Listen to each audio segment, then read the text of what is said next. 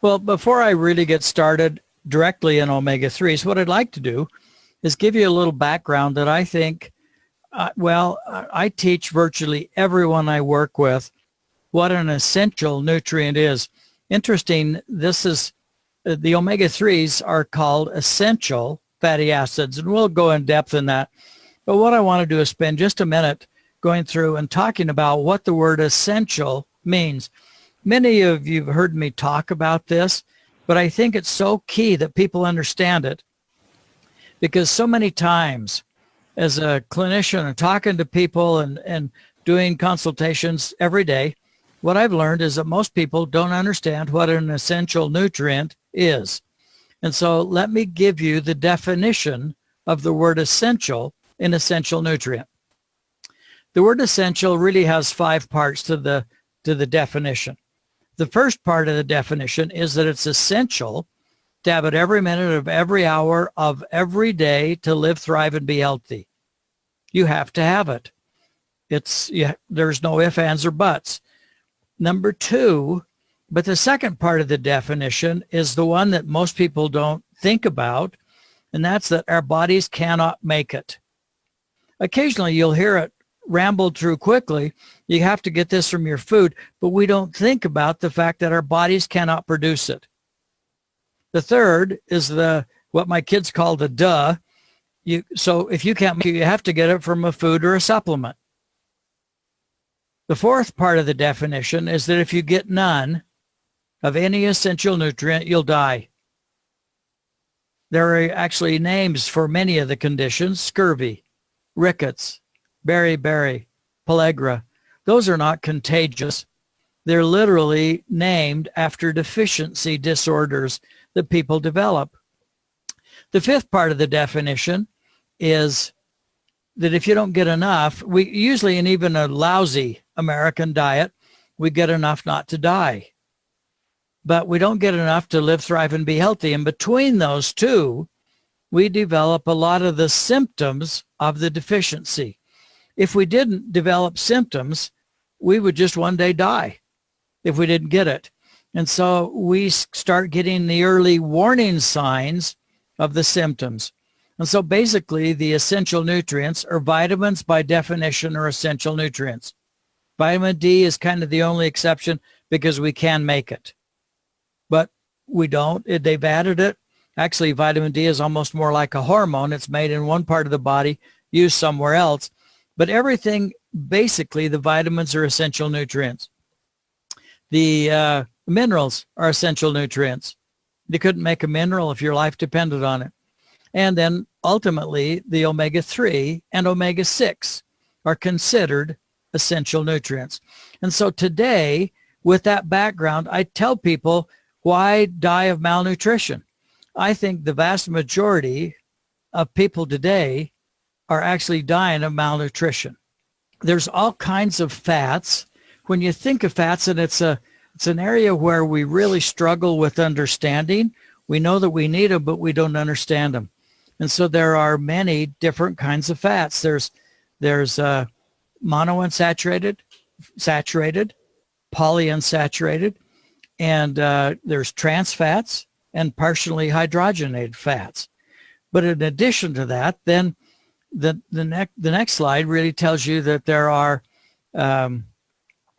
short chain, medium chain, long chain, and different kinds of fats. And what I think a key to understanding fats is that when you say it's a short chain or a medium chain or a long chain, most of the essential nutrients, the omega-6 and the omega-3, are long chain fatty acids. They're very long. They're 18. I'll teach you a little bit about the structure of fats, but all fats are made up of carbon, hydrogen, and a little bit of oxygen. The omega-3, the omega-6, omega-9s, all of these are words you're going to hear as you work with fats. And we'll learn a lot about them. What I want to do is teach you the critical nature of the fats, but also so you can identify why they can't be substituted one for another. as we look at it, all fats basically are made up of the same basic elements, as I said, carbon, hydrogen, and atom. They come from a short chain, might be up to 5 or 6 carbon atoms. The backbone of them is carbon atoms, and we'll see that here in a second.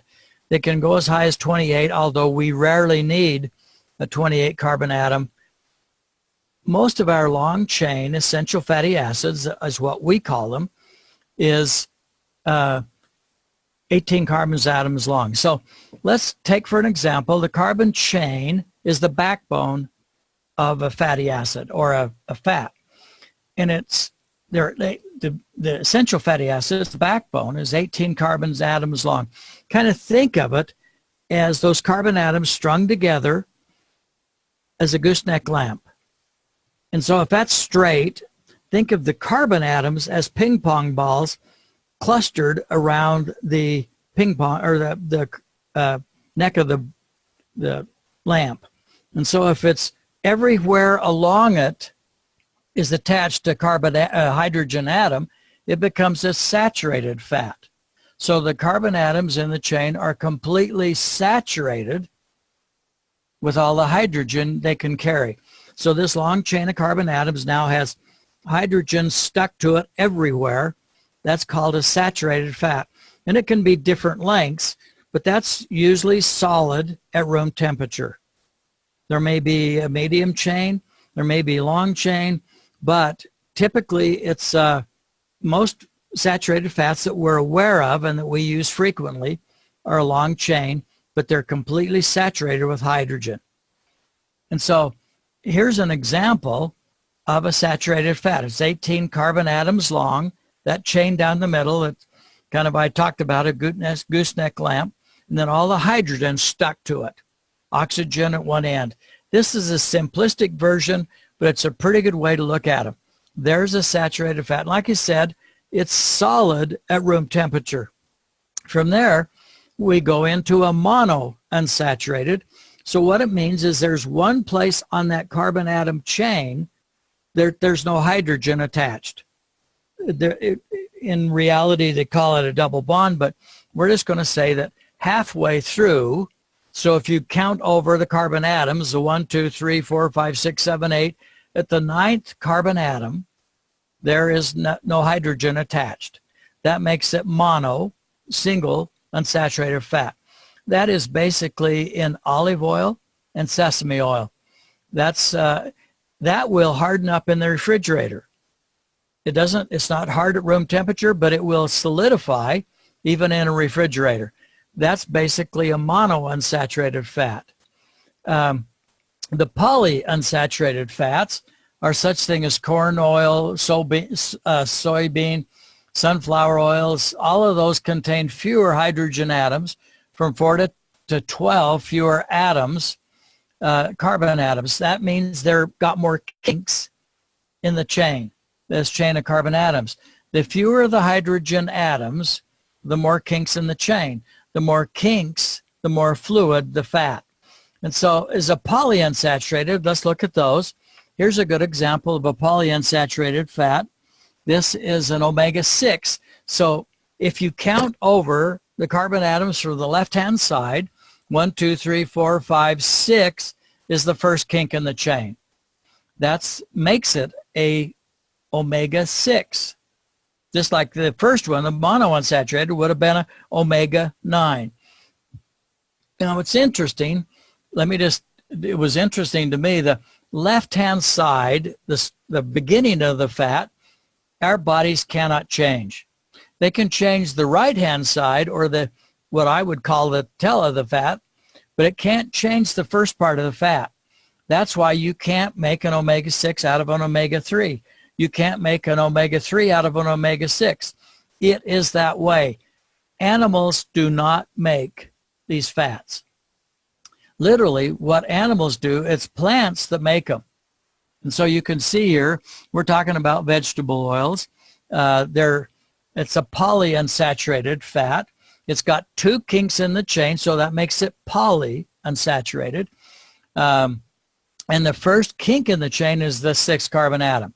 Now below it is an omega-3. So the first break in the chain, or the kink in the chain, is at the third carbon atom. And in this case, there are actually 3 kinks in the chain, making it, again, polyunsaturated omega-3.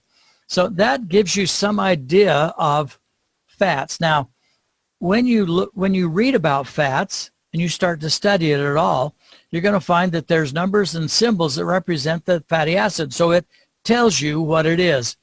The first number in the string of numbers and is going to refer to how many carbon atoms there are in the fatty acid chain. So essential fatty acid would be 18. Typically 18. We'll teach you a little bit more about that. The second refers to the number of carbon atom double bonds, or how many places there's kinks in the chain. The last is where the first kink happens. And so that's where that first double bond is. And the reason the left-hand side is called the omega, in the Greek alphabet, it's alpha to omega. Omega is the last letter of the Greek alphabet, but the Greeks, in Greek, they read from right to left. And so the left side is actually the omega end of the fat. So as you look at this is flaxseed oil. It's alpha-linolenic acid. 18, the 18 there is how many carbon atoms there are in this chain. 3, the W represents the 3 is there are 3 kinks in the chain, and the W3 is like an omega-3, is the third kink in the first kink in the chain is the third carbon atom. So that's an example of what you will see written about fats. 18,3, W3, and that's often called LNA or alpha-linolenic acid. Okay, so if we go on, because the more unsaturated the fat becomes, the more fluid and flexible it is at a lower and lower temperature. The omega-3s really are affected by the climate. Animals and plankton and algae and plants produce them based on what they need. But the omega-3s are kind of what I would consider our antifreeze. It helps to keep the cell membranes fluid and flexible. If you take DHA, a real high end of the omega-3, very unsaturated, it will stay fluid and flexible at 60 below zero. Now, your omega-6 will harden up in the freezer. The true omega-3 will somewhat, but it has to get colder and colder and colder for it to fully solidify. The truth is, as I said earlier, fish don't produce the omega-3s. They get it from their food source, from the phytoplankton and the food source algae and phytoplankton that they eat. Then they convert it, and we'll learn about that. Animals have to get it from their diet. Grass makes it. So when you look at this, let me give you an idea of what I mean by this. When it's cold in the fall and it gets below freezing, flowers and much vegetation will just die. It immediately turns black. A little bit of frost destroys it. But grass and some things don't freeze. Well, let's say they don't die when they freeze. So picture a cell, and if it's made up of the omega-3, if it's made up of an omega-6, a more rigid fat, and the water inside that cell freezes, it breaks, it pops open, and that kills the cell. With an omega-3, because it adds fluidity and flexibility to the cell, when the water inside it freezes, it expands. When it thaws out, it contracts again, and it stays alive. And so we talk a lot about wanting to eat, for those who like to hunt. The wild game has a lot of omega-3 because they eat grass. As a kid, it surprised me how the grass would stay green in the mountains even when it was very cold. It takes a while. It almost goes dormant rather than freeze. The cold weather seems to tell it to go dormant, but animals will paw down through the snow. Deer and elk will paw down through the snow and still eat basically a live grass. It's still frozen, but it's still very nutritious for them. And if it thaws out, it will often be alive. Now, what this slide shows, and this is critical to understand, the omega-6 has its own pathway of metabolism, and the omega-3s have their own way. Understand that the omega-3s is a family of fats. It's not just one fat. So alpha-linolenic acid, the ALA, is 18 carbon atoms, and you can see it written up there, 18-3-3. 18 carbon atoms, 3 kinks in the chain. First kink is at the third carbon atom. Across from it, the omega-6 is 18-2-6. So there's 2 kinks in the chain, and the first kink is the 6th carbon atom. Back on the omega-3 side, it moves up. And I've had people, got a question earlier, what we have to do, and the fish have done it for us, is convert that plant-based fat, the ALA, on up to the EPA, the eicosapentaenoic acid. The eicosapentaenoic acid, it takes enzymes to lengthen it. There's a desaturase, so it takes more hydrogen atoms off. An elongase enzyme makes it longer. So EPA is actually 20 carbon atoms long, 5 kinks in the chain, and the first kink is the third carbon atom. If you go from there, there's kind of a new fat sitting out there. People are talking about it. They call it eicosapentaenoic acid. It's basically like DHA. They call it DPA. That's a metabolite as it moves up. And so your body will actually make it. EPA and DPA are just metabolites along the chain, and your body will make it from EPA as it moves it up to DHA. So we have to have both, but this is kind of the pathway that's so critical to understand, is that we have to convert it up. I love fish oil because it has already done the conversion for us. Our body can then basically uptake it and use it without this conversion. I all the time get the question, can I just eat flax oil? Yes, you can. Can I get a vegetarian source of omega-3s? Yes. But all those sources are the alpha-linolenic acid, not the EPA and DHA typically. It takes conversion, and animals do that to convert it up to what we need. Now, as far as the EPA, I consider that the cell structure of the body. Every cell in our body needs it, and we'll talk more about that. The DHA is a much more complex fat.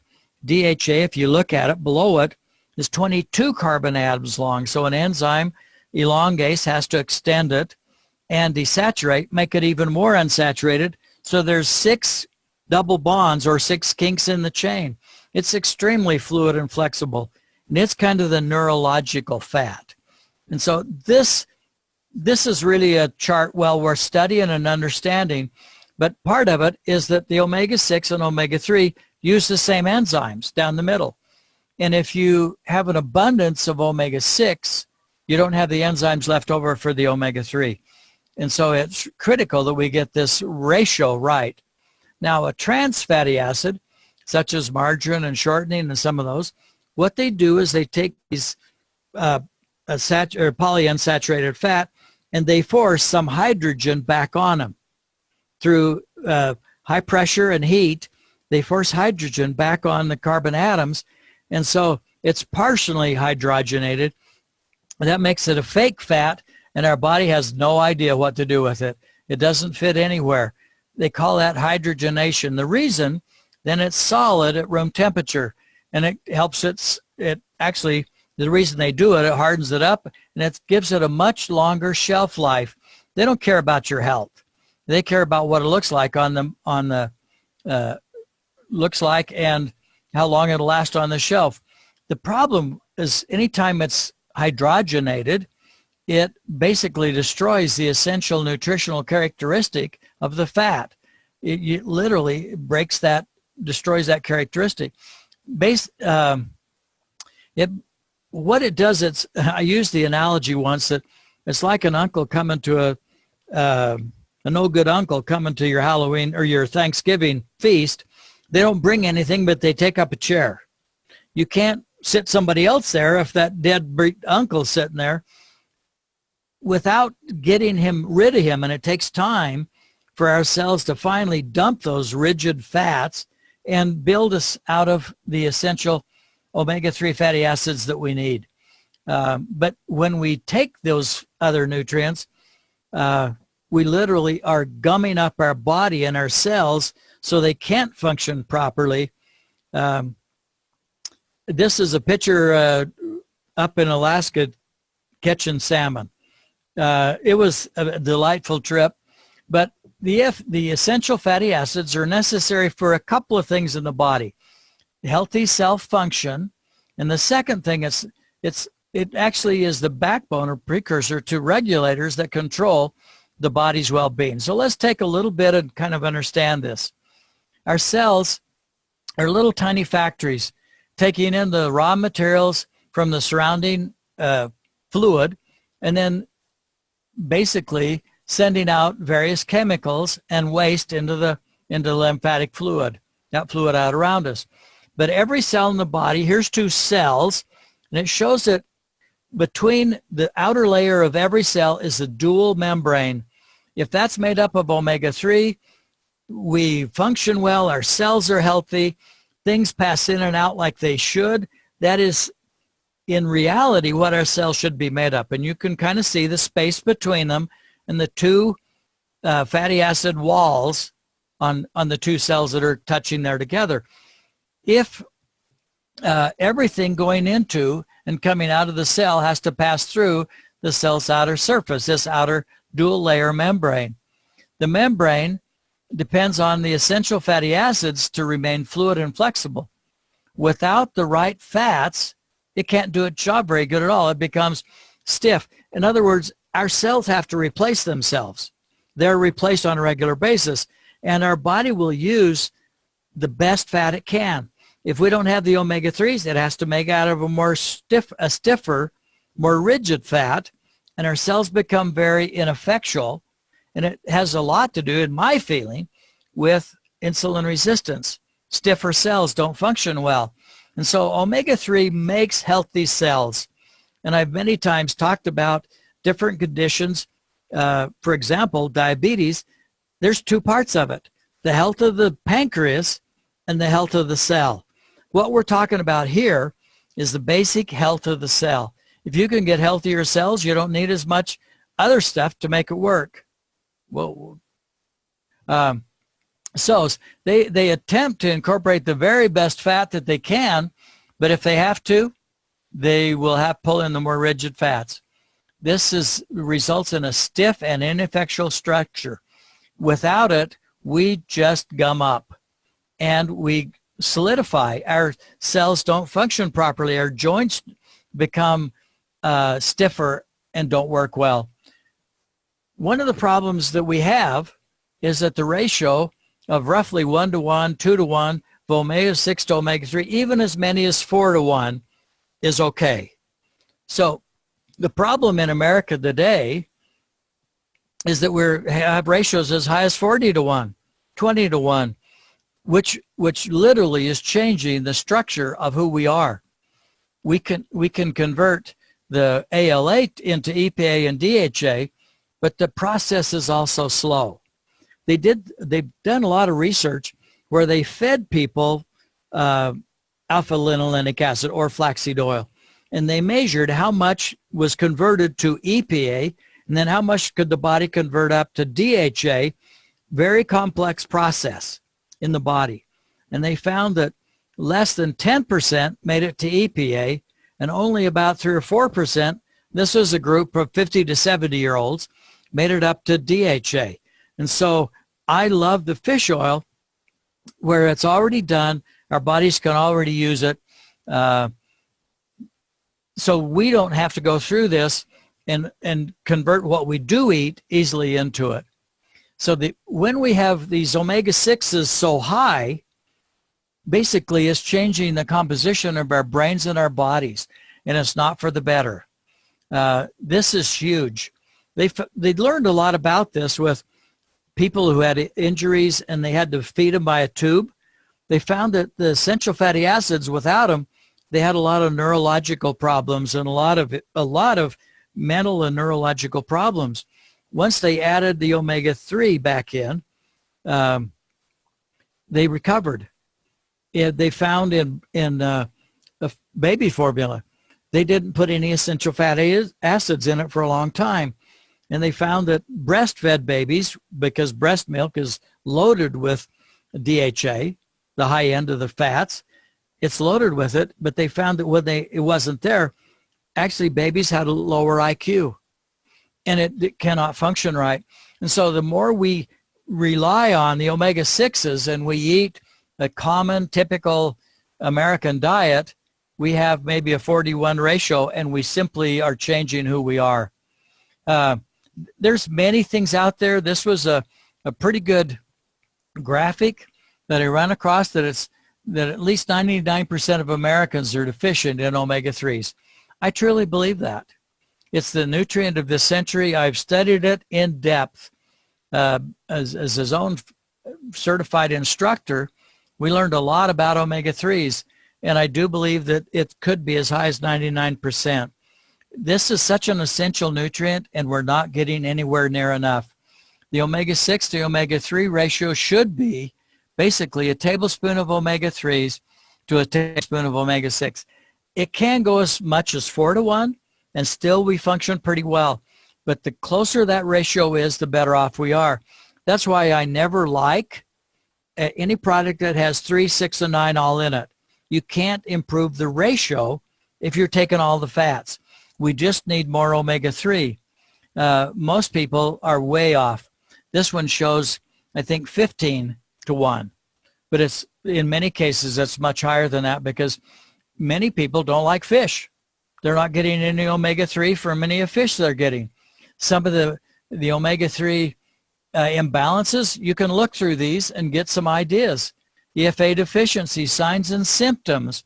What that basically is a sign and symptom of a nutrient deficiency of the omega-3. That's what it's saying here. So there's dry skin. I talk to people all the time that get really dry skin. I said, well, how much omega-3 you taking? Well, I don't take any.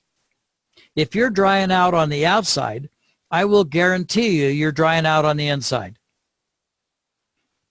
Omega-3 lubricates and oils us. It truly does that. And so as you go through this, you'll see many things that you wouldn't suspect are an omega-3 deficiency actually are, or can contribute to it. Omega oils and the body's regulators. This is the second thing that the omega-3 does. The essential fatty acids create a variety of chemicals, for a better word, called eicosanoids that regulate a wide variety of bodily processes. The people the scientists that discovered this got the Nobel Prize in Medicine because it's such a and when I started to study these years ago, and I looked up basically the eicosanoids, there were about 10 references. There's thousands. It's very studied today. And as I said earlier, the omega-3 and the omega-6 families each produce their own eicosanoids. Now, if you went back to that chart where I had the cascade on the 3s and 6s on one page, at the bottom, you can see some of the eicosanoids and prostaglandins that these essential fatty acids produce. Wellness really requires this eicosanoid balance, which means a balance of omega-3 and omega-6. And the good eicosanoids inhibit platelet aggregation. Well, that's what is platelet. Bad eicosanoids, on the other hand, promote platelet aggregation. That's sticky blood. That's blood that doesn't flow well. It's thick blood. And there's a host of health problems that come from thick blood. Vasodilators. Isn't that interesting? The bad eicosanoids, too much omega-6 and a bad ratio, actually makes our arteries stiff. I think maybe what we've talked about will show you a little of that. Anti-inflammatory, good. pro-inflammatory. It can literally trigger inflammation. There was studies done where scientists tried to corner the market on omega-6, and they realized that too much of it actually created inflammation. And so when we have this ratio of 15 or 20 or 30 to 1, we're literally eating an inflammatory diet. Control cellular proliferation. Well, it brings it down, it controls it. There are many cells that multiply out of control. They grow far too quickly, and you might have some idea of what some of those are. The good eicosanoids enhance immune function. The bad eicosanoids suppress immune function. This really is a key, a foundational concept to good health. Without it, we simply can't be healthy. The bulk of our illnesses today are not infectious problems, but lifestyle and nutrition problems, something we can and must change. We've got to. I would love to do for you what any good mechanic would like to do for your car. I'd like to change your oil. And what's so exciting to me is that you now can get it in a economy size, so you can really enjoy taking more. And we'll talk a little bit. I had somebody ask me, how much do I need? And I referenced Dr. Barry Sears, who's written his own diet, but he's written the Omega Zone and has studied incredibly a lot about essential fatty acids.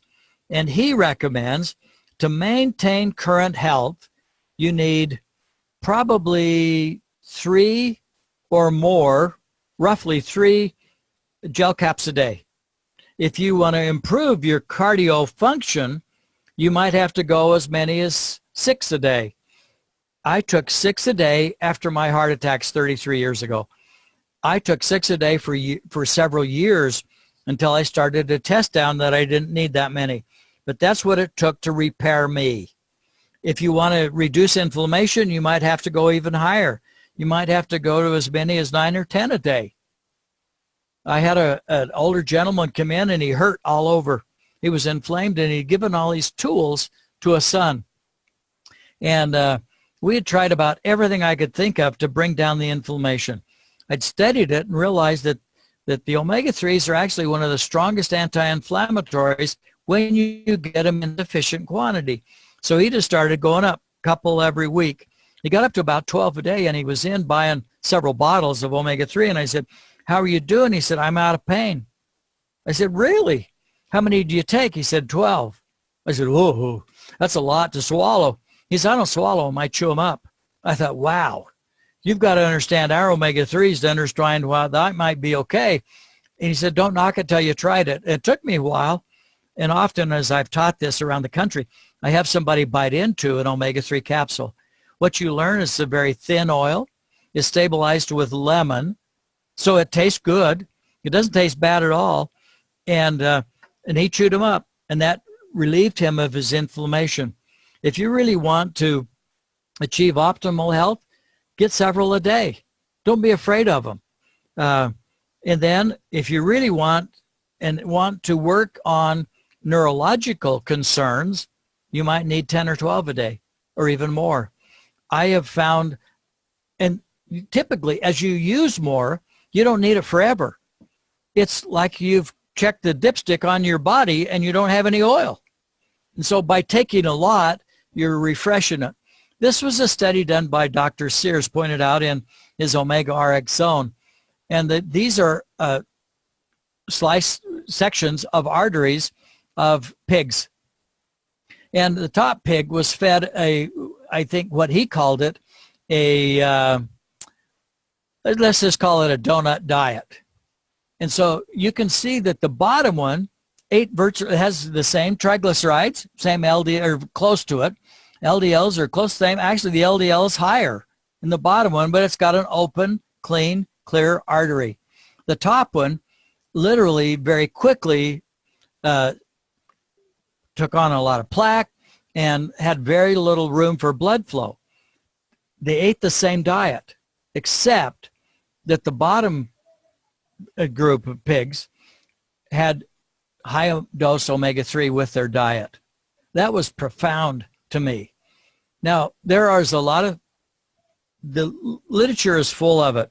I've got books of just studies done on omega-3. There is tremendous evidence that shows the omega-3 fatty acids reduce the risk of heart attacks over and over and over again. Hundreds of studies have been done. 1,000 milligrams a day. Now, a gel cap has about 600 milligrams of EPA and DHA. So you need 2 to get over the 1,000 milligrams. And 3 is what I consider minimal for most people. Once in a while, somebody needs less depending on how much fish they eat and what their lifestyle is like. You can certainly do it as a vegetarian, as I said, but just recognize that you have to take a lot more ALA because very little is converted on up to EPA. So 1,000 milligrams a day of fish oil concentrate reduce the risk of sudden death from heart attacks by 45%. That's just a couple of a day. There is nothing else out there in the world that can reduce the risk of heart attacks by nearly half just by taking 2 or 3 fish oil capsules a day. That's huge. This was an interesting study. Women who consumed a minimum of 5 servings of fish per week. Well, some fish doesn't make a difference. Salmon, mackerel, herring, the cold water fish, because that's nature's antifreeze, convert the omega-3s. A white fish, if it's the darker the meat in any fish, the higher the fat. So salmon actually incorporate the omega-3 into their cell structure. Halibut is also a cold water fish, but they put their fat in the outer layer to insulate them. So their meat is very low in omega-3s, very low. But the white fish don't have, the white meated fish have very little omega-3. It's usually a darker meat in the fish that shows you that it's higher in omega-3s. But women who ate 5 servings a week of any kind of fish over a 16-year period, that's a lot of fish, lowered the risk of coronary heart disease by more than 1/3 and reduced their risk of fatal heart attacks by half. Again, incorporate the omega-3 into your diet. A third study, this one really profoundly, I thought, was critically important. Men without heart disease were 81% less likely to experience sudden death due to fatal arrhythmias or irregular heartbeat when the blood levels of omega-3 fatty acids were high, regardless of their age, smoking habits, or any amount of other types of fatty acids in the blood. If they got a high level of omega-3 in the blood, it's one of the things that I saw change in me was my heart straightened out. The rhythm straightened out as I added some essential nutrients, especially the omega-3. Now, this again, the N3 omega-3 fatty acids reduced mortality risk in heart disease patients. Basically, it says that patients who ate fish and had high serum levels of EPA and DHA reduced their risk of overall cause mortality in direct relation to the amounts that they consumed. Patients who consumed the most omega-3 had a 55% lower risk of death from a heart attack and stroke, 51% lower risk of death from coronary artery disease. Overall, there's no downside to this at all. Why in the world wouldn't anybody be willing to do from 3 to 6 capsules a day to have it? The bottom line in all of this is critical information. It's information that we need to be willing to share with others. Who do you know who needs this information? This is a key, basic, core nutrition that you can teach anybody, and they should be on it every day of their life. You can't drive your car without gas. You can't run your body without omega-3s. Care enough to share this with people.